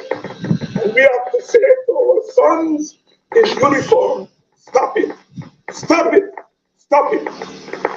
The next point I want to touch on tonight, as we talk about election, is that they've begun to rig the election at GCOM. They have a chief election officer who is loyal to them. They advertised for the deputy chief election officer. They didn't get somebody they like, and so they closed it. They're trying to bring a boy through the back door, a boy who's loyal to them. And I want to say clearly he's a boy. And because Vincent Alexander, Desmond Trotman, and Mr. Corbyn, the three opposition nominated commissioners, stood up, the chairperson at the back door. And while I'm on the chairperson, they rigged the chairperson into where she was. She started out when she was put there by the Grange administration. She started out as a neutral chair. But as the pressure from the external forces and the pressure from the PPP, from all indication, she has fought to the pressure. And she is now, in the way she continues to vote, she has voted more than 90% of the time with the PPP. I don't know if she's a PPP member. I don't know where her political allegiance lies. What I do know is that she votes with the PPP most of the time. So the PPP already has a 4-3 majority in GCOM. They have the chief election officer. And so therefore, at the left of GCOM, they've rigged the officials into GCOM, and that is the beginning of the rigged election. And I'm saying to you here tonight, they have the power, and so they're doing what they want to do with that power. And we have to say to ourselves that we also have power. They may have institutional power, they may have government power, but we have street power, and we have soul power, and we have people's power. And so we have to be prepared to use the streets. We have to be prepared to use our bodies and our souls. because that's the power we have. Sisters and brothers, I want to touch on one more thing. My brother Ogun said, talked about oil. And we know that there are some people who are fighting for a better contract. Gelal and the others. And we say, God bless them. God bless them. On another day, the WPA would have joined you. But today, the WPA is concerned with something else. We are not concerned primarily with a better contract. We are concerned with the money that is coming from oil. There must be a better contract between government and people. How is that money going to be distributed? That is our concern. How is the money going to be distributed? WPA is clear that the poor people, the ordinary people, must benefit from oil.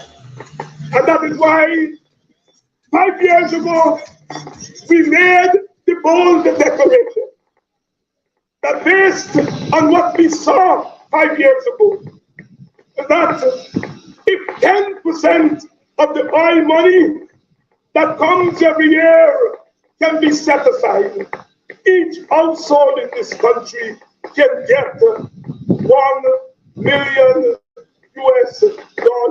per year. That is a pittance. Look at the money they're spending on infrastructure. When you're spending money on infrastructure, where does that money go?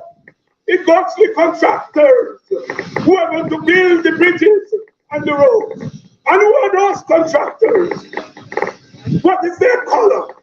What is their political affiliation? You know, the Caribbean and Portuguese brothers and sisters are the ones who are going to benefit from that. And we are saying the poor people must get their fair share. We put this proposal to our coalition government. They weren't convinced at the time. We hope that the present PNC leadership will see it in their judgment to embrace just 1 million, what am I saying? $5,000, which is $1 million. We hope they can embrace it because we had a chance to put that proposal into law before we were kicked out of office. And when we tell them, give poor people $1 million per year, they said, you are going to smoke it out on drugs. You are going to smoke it out on drugs. All the research all over the world show that when you give people that amount of money, that less than 5% is spent on rum and cigarettes and so on. That people spend the money on their own.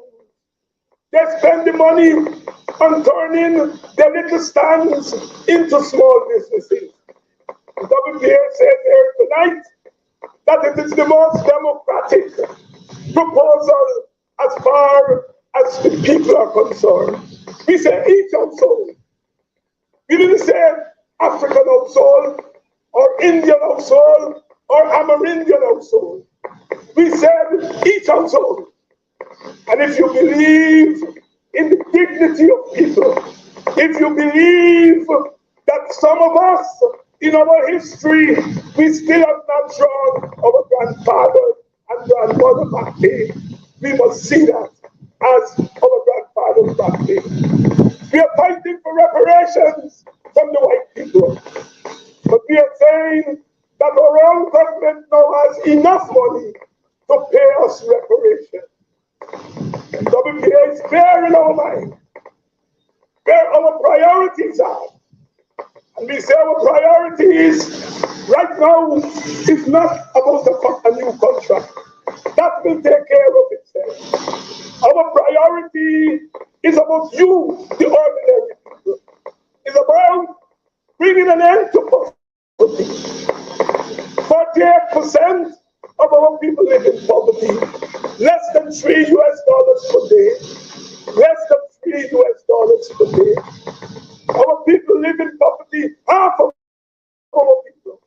How can we be one of the world's fastest growing economy, and we also have one of the world's fastest rates of poverty? Sisters and brothers, we are for the working people. We are for the poor. We are for the downtrodden. And we will always be, not because we don't care about others, but when push comes to shove, it is you, the ordinary people, who are left defenseless. Politicians generally think about votes. Politicians think about what is good to say and bad to say. We are saying that that kind of politics leave ordinary people unprotected. So WPA wants to say that we want to be the party with a difference. There must be space for all of us. We are not fighting the PNC. We want a strong PNC. As my brother said, we want the PNC to mend their differences and become a strong fighting party. The battle song of that party is all fighting men, all fighting men. And so we want our brothers and sisters in the PNC to be fighting men and women again. And we will stand and we will play our role. How many times have you not opened the newspaper and you heard them saying, WPA is dead? They want us dead because they know we represent a particular kind of politics. They know that our politics is a straight politics. They know that we don't play games. They know that we will not compromise the people. And so they want us to get out of the way. We are not officially part of the APNU anymore because the leadership in the APNU, when they were in government, treat us badly. They treat us badly. And so we have to come out of the APNU. But we are in contact with the opposition. We are in contact with Brother Norton and the others. And we are saying to them, we are here to give what we have. To give what we have.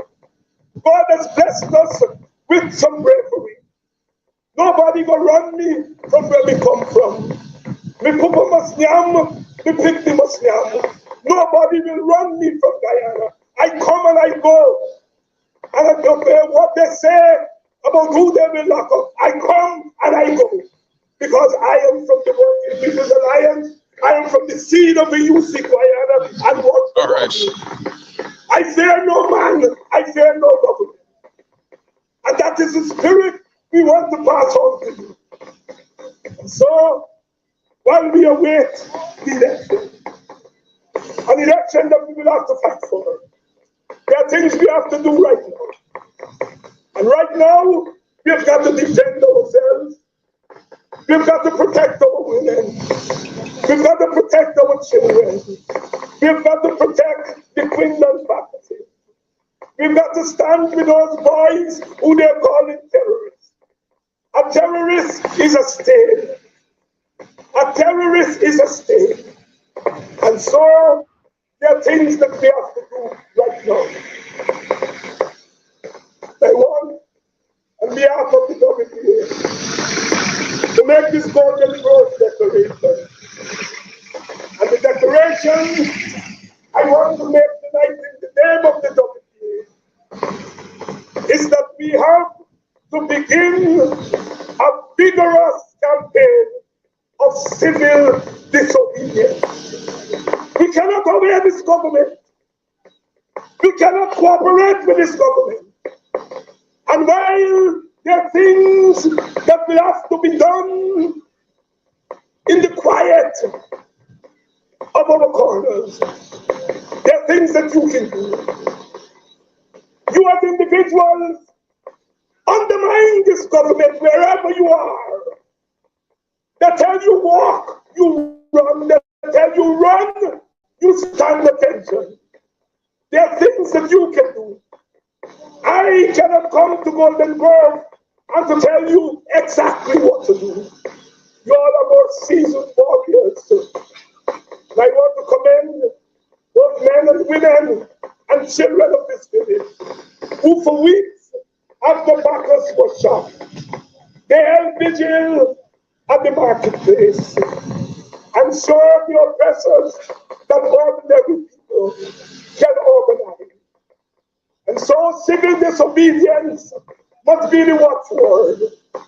We will, in the coming days and weeks, sit down with the rest of the opposition and to discuss if there be to our program of civil disobedience. Sit down with them and work out on at the organizational level what we can do.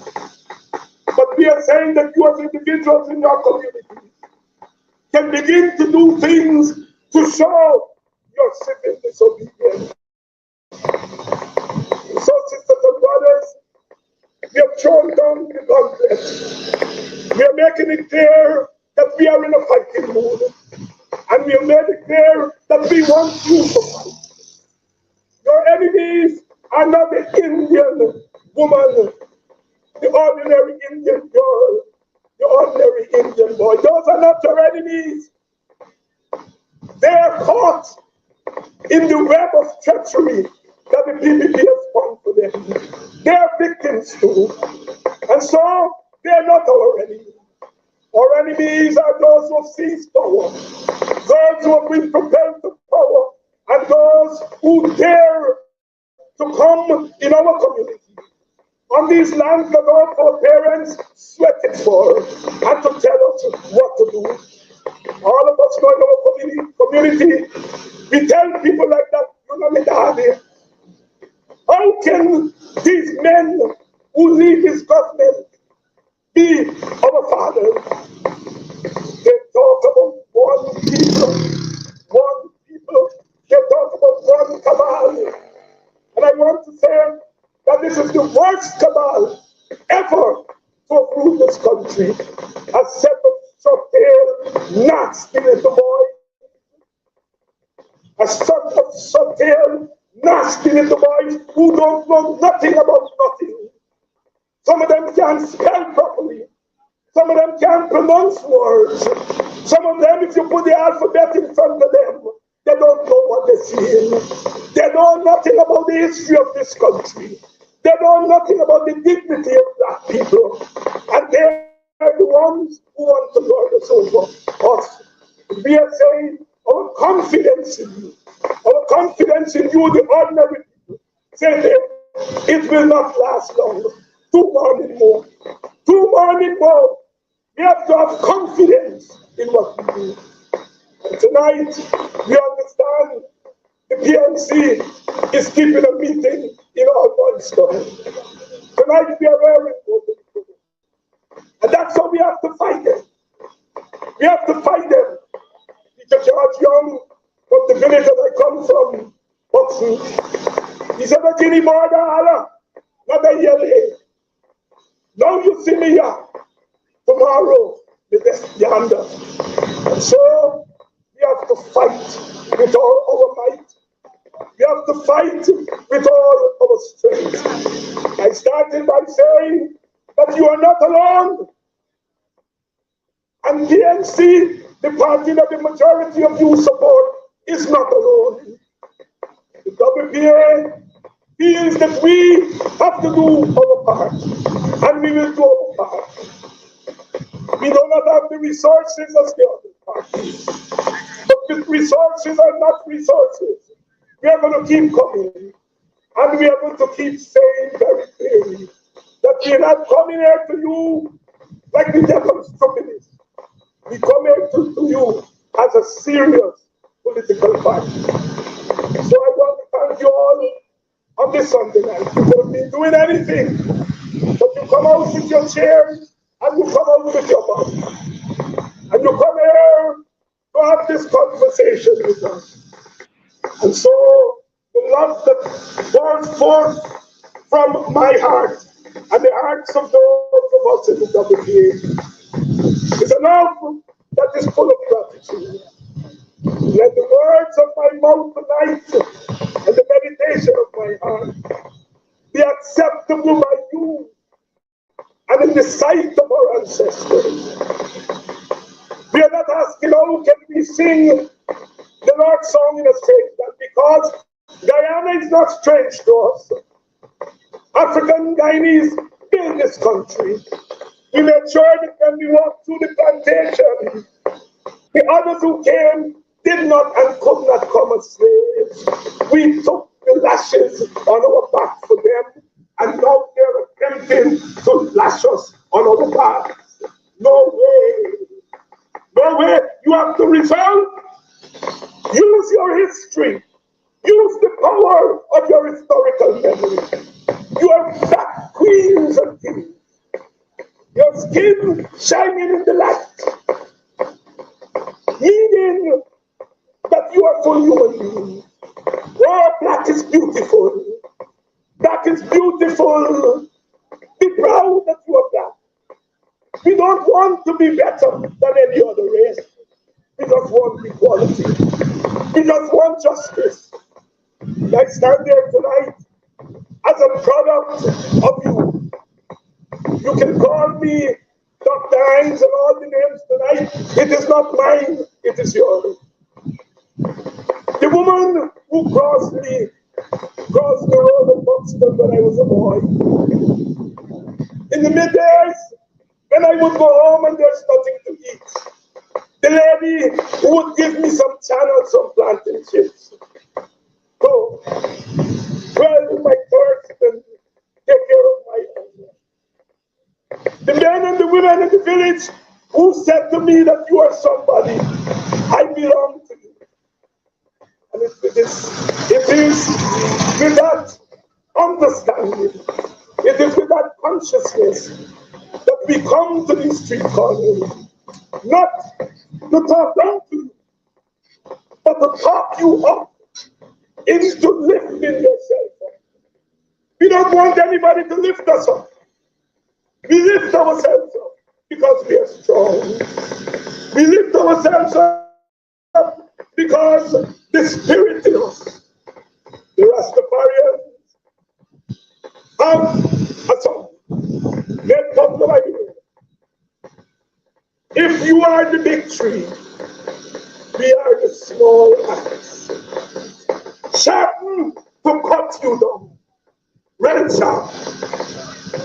We've got to start preparing our sharp axes. Sharpen them both sides. Those of you who are spiritually inclined, know the spiritual sword. I've got a sword in my hand.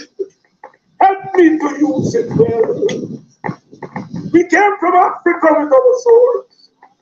We maintained those swords throughout slavery and colonialism. Take out your sword, put it up, and ask the God Almighty, I've got a sword in my hand. Help me to use it well. We are in the fight, another fight of our lives. But we are not fearing anybody tonight. Yes, we may be down, but get up, dust yourself off, and start all over again. I will come and I will preach. I will preach every day of the night and say to you, one by one, we must put on back the armor of battle. The armor that we are on during those fights. There are the people we were betrayed by our leaders. And I understand of this pandemic. But we are all we have. We are all we have. And because we are all we have, we've got to ask for forgiveness. Forgiveness for our leaders. And we have to let them know that the next time around, we hope that they behave better. And so, the WPA says thanks to you tonight. Thanks to you for coming out of the streets. We are just beginning. Tuesday night, we are going to the downstairs. We are going to the downstairs of the West Coast. On Thursday night, we'll be in Buxton. And then we let you know where next we will be. We are determined, and we want you to be determined. There's a song that we sing in my village. We call it the Buxton Battle Song. It says, "Thou shalt not cower in the dust, when them go thy own native land. Thy glorious name shall never run. Golden road, my native land." Do not cower. Do not cower. Do what you can do to fight. If you're working in a place where they're planning to assault your people, bring the news to us. If they have news carriers from your village to them, some of you must become news carriers from them to us. You all got work to do. You all got plenty work to do. Because at the end of the day, revolutions are not made by leaders. Revolutions are made by people, ordinary people. And so I end tonight with the WPA's cry. A cry that was coined by our indomitable leader, Dr. Walter Rodney. Always be positive. People's power, no dictator. People's power, no dictator. Oh yeah! Oh yeah! Oh yeah! Oh yeah! And thank you so much for listening to me.